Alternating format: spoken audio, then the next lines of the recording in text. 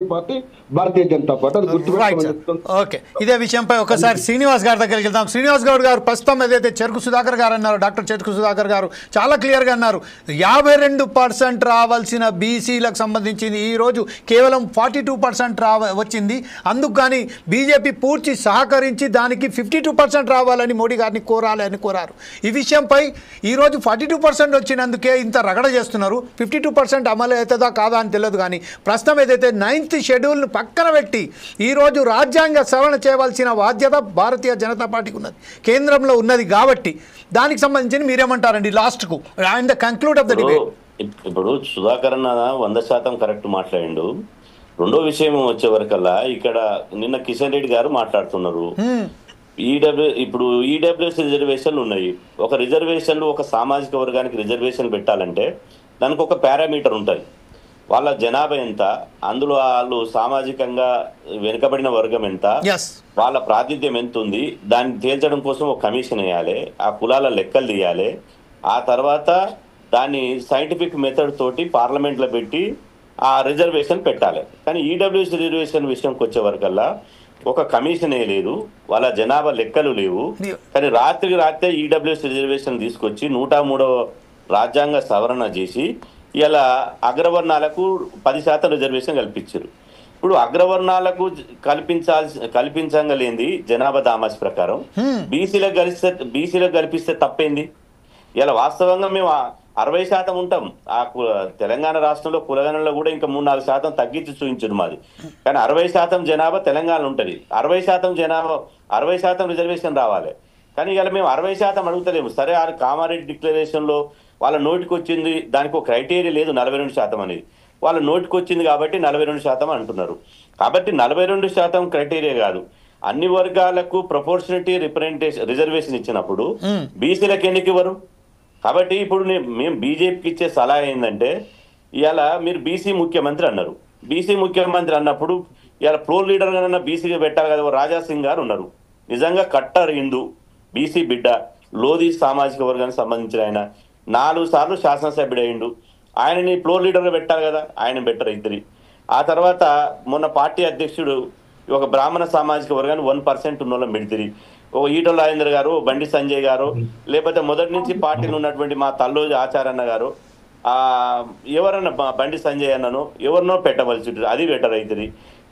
అదేవిధంగా ఉపరాష్ట్రపతి, ఇప్పుడు రాజీనామా చేసినటువంటి ఉపరాష్ట్రపతి ధన్కర్ గారు కూడా ఒక బీసీ సామాజిక వర్గానికి సంబంధించిన ఆయన పొమ్మనకుండా పొగబెడుతుంది. నిన్న మొన్న దాకా గవర్నర్గా దత్తాత్రేయ గారు ఉండే, ఆయనను తీసేస్తారు గవర్నర్ పదవి నుండి. మళ్ళీ నేను బీసీ ముఖ్యమంత్రిని చేస్తా అంటే బీసీలు నమ్మాలి కదా, విశ్వాసం వ్యక్తం చేయాలి కదా. మీ తెలంగాణలో బీజేపీ నిజంగా బీసీ ముఖ్యమంత్రి చేసి నిజంగా బీజేపీ అధికారం రావాలంటే ఇది గోల్డెన్ ఛాన్స్. 42% రిజర్వేషన్లు ఆమోదిస్తే ఇలా బీసీలే ఆటోమేటిక్గా ఉంటారు. ఇప్పుడు బీసీలు నేను చెప్తున్నాం, బీసీలం కట్టర్ హిందువులం, నేను చెప్తున్నా మేము కూడా హిందువులం. కానీ అగ్రకుల హిందువులకు ఒక న్యాయం, బీసీ హిందువులకు ఇంకొక న్యాయం జరుగుతున్నది. బీసీ హిందువుల మీదనే వివక్షత చూపిస్తున్నారు, ఇది మంచి పద్ధతి కాదు. కాబట్టి ఇక్కడ నేను పార్టీల వారిగా కాకుండా కేంద్ర రాష్ట్ర ప్రభుత్వాలుగా ఒక రాజ్యాంగం స్పిరిట్ తోటి ఇలా చట్టబద్ధంగా ఆలోచించాలంటున్న తప్ప ఒకరి మీద ఒకరు నిందలేసుకొని ఒకరి మీద ఒకరిని తిట్టుకొని అంతిమంగా బీసీ రిజర్వేషన్ను ఆటకెక్కించి ఆ రిజర్వేషన్ అమలు చేయకపోతే బీసీలు సర్పంచులు గారు, ఎంపీటీసీలు గారు, జెడ్పీటీసీలు గారు, ఎంపీపీలు గారు, జిల్లా పరిషత్ చైర్మన్లు గారు, కార్పొరేటర్ గారు, కౌన్సిలర్ గారు.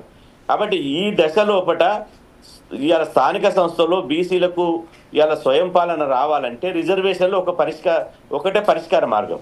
కాబట్టి ఈ రిజర్వేషన్లు కిషన్ రెడ్డి గారు మరి తెలిసి మాట్లాడుతురా తెలుగుగా మాట్లాడుతురా నాకు అర్థమైతలేదు. ఈడబ్ల్యూఎస్ రిజర్వేషన్లు ఉన్నాయి, అందులో కూడా ముస్లిం రిజర్వేషన్లు ఉన్నాయి ఓపెన్గా ఈడబ్ల్యూఎస్. ఆ తర్వాత దేశవ్యాప్తంగా 236 ముస్లిం కులాలు ఓబీసీ జాబితాలు ఉన్నాయి. ఇప్పుడు 27% రిజర్వేషన్లో ముస్లింలు కూడా ఓబీసీ జాబితాలో ఉన్నారు. కాబట్టి ఇంట్లో ఎలుకలు ఉన్నాయని ఇల్లు తగలబెట్టుకోలేం కదా. నేను ఇంతకుముందు చెప్పినట్టు మీకు ఇష్టం ఉంటే ఉన్ని, ఇష్టం లేకపోతే మీ పని మీరు చేయరు. మేము ఎందుకు చెప్పాలి? మేమైనా వాళ్ళని ఎందుకు తీసేస్తామని మేమైనా ఉద్యమం చేసేది ఉందా? భారతీయ జనతా పార్టీని నిందించేది ఉందా? కాబట్టి ఈ కాంగ్రెస్ ఏం చేసింది అనేది కాకుండా వాళ్ళ చేతిలో ఏముందో అది చేసిర్రు. వాళ్ళ చేతిలో బిల్లు ఉంటే బిల్లు చేసిర్రు, కులగణ ఉంటే కులగణ చేసిర్రు. కాబట్టి వాళ్ళు చేసిన దాన్ని కేంద్ర ప్రభుత్వం గతంలో పివి నరసింహారావు గారు ఎట్లయితే చేసిరో అట్లా చేస్తే బీసీల మన్ననలు పొందుతారు. బీసీలు ఆటోమేటిక్ గా అరే మా గురించి మా జీవితాల గురించి బీజేపీ ఆలోచించింది కాబట్టి మీ బీజేపీకి సపోర్ట్గా ఉండాలని ఆలోచిస్తారు.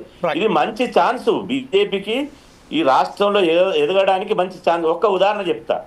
మొన్న హర్యానాలో అక్కడ బీజేపీ ప్రభుత్వం ఓడిపోయే పరిస్థితి ఉంది. 2 సార్లు అధికారంలో ఉంది, ఓడిపోయే పరిస్థితికి వచ్చింది. కానీ గౌరవ ప్రధాని నరేంద్ర మోదీ గారు బీసీనే ముఖ్యమంత్రి చేస్తా అని చెప్పి హర్యానాలో ప్రకటించాడు.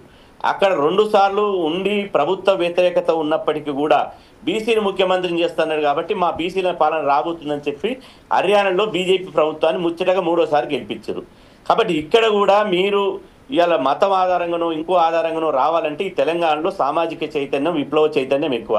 కాబట్టి ఈ బీసీల 42% రిజర్వేషన్లు కనుక మీరు ఆమోద ముద్ర వేసి బీసీల పక్షాన మేము నిలబడతాం, బీసీలకు మేము అండగా ఉంటాం, ఇగో మేము ఈ రిజర్వేషన్లు ఇస్తాం, రేపు సీఎంను చేస్తాం, రేపు ఈ జనాభా దామస్ ప్రకారం మీకు ప్రాతినిధ్యం ఇస్తుంటే బీసీలు నమ్ముతారు. ఎందుకంటే 1%, 2% తోటే ప్రభుత్వాలు తారుమారైతాయి, పెద్దగా 50%, 60% కాదు. కాబట్టి బీసీలు 60% ఉన్నప్పుడు ఈ రాజకీయాలను శాసించే పరిస్థితి బీసీలకు ఉంది. కాబట్టి దీనికి ఇప్పటికైనా గమనించి గౌరవ ప్రధానమంత్రి దీని మీద ఆలోచన చేయాలి. కిషన్ రెడ్డి అన్న, బండి సంజయ్ అన్న బీసీల పక్షాన నిలబడాలి. నిలబడితేనే రేపు భవిష్యత్తు ఉంటుంది. లేకపోతే బీసీలలో రేపు ఎట్లా ఉద్యమం వస్తుందో, ఏ విధంగా రోడ్ల మీదకి వస్తారో, గతంలో మండల కమిషన్ ఉద్యమం జరిగినప్పుడు ఏం జరిగిందో మరో మహామండల ఉద్యమం మీ దగ్గరికి వస్తున్నాను రాజనేత గారు, దాని పర్యవసానాలు తీవ్రంగా ఉంటాయి. రాజనేత గారి దగ్గరికి వెళ్దాం. రాజనేత గారు